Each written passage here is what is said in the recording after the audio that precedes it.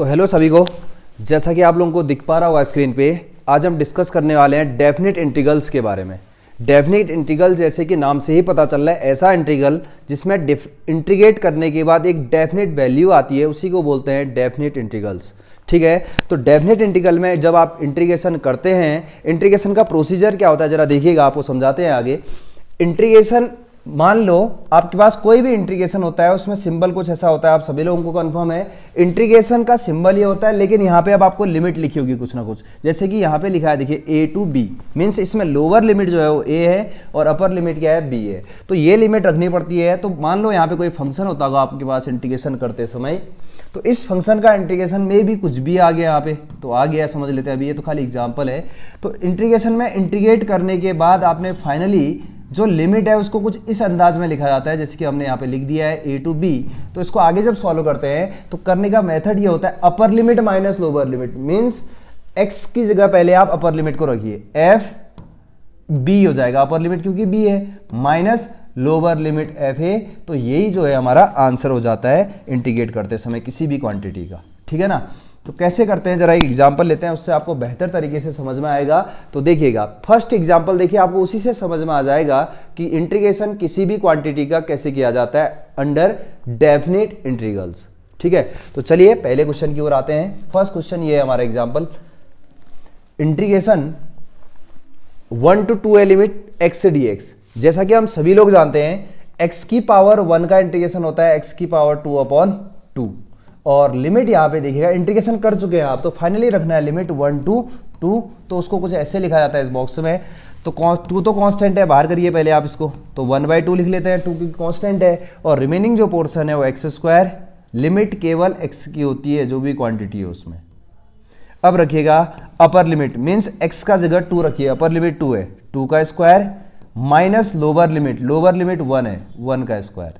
Method होता है अपर limit minus lower limit. तो इसको कैलकुलेट करते हैं, 1/2 बाहर, square of 2 is 4 and square of 1 is 1। और आप लोग जानते हैं 1/2 तो ये है, 4 - 1 इज 3, तो ये फाइनल आंसर हो जाएगा 3/2। आप देखिए एक डेफिनेट वैल्यू आई है आंसर, तो इसीलिए इन इंटीग्रेशन को क्या बोलते हैं, डेफिनेट इंटीग्रल्स। तो नेक्स्ट क्वेश्चन और लेते हैं, तो आपको बेहतर तरीके से समझ में आएगा कैसे करते हैं। तो ये उम्मीद करते हैं आपसे कि आपको बेसिक इंटीग्रल्स आते हों, तब जाके क्वेश्चन इजी लगेंगे आपको।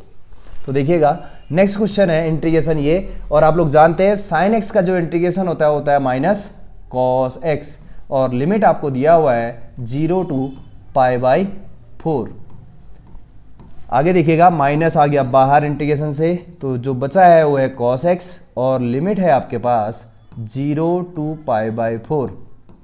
अब मेथड कहता है अपर लिमिट, मीन्स x का जगह पहले आप π/4 रखिए, upper limit minus lower limit, means x की जगह 0 पुट करिए, cos 0।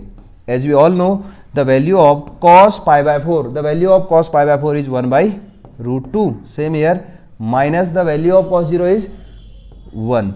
तो आप इसको अंदर भेज सकते हैं, माइनस अंदर जाएगा तो ये बन जाएगा, या फाइनली ये आंसर है, या आप लिख सकते हैं -1/√2 + 1।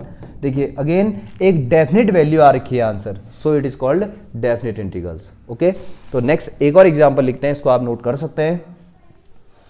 Next example number 3, integration e की पावर x dx। कितना सिंपल है, देखिए e की पावर x का जो इंटीग्रेशन होता है वो e की पावर x ही होता है, और लिमिट आपके पास जो गिवन है इंटीग्रेटिंग लिमिट 4 to 5 है ना।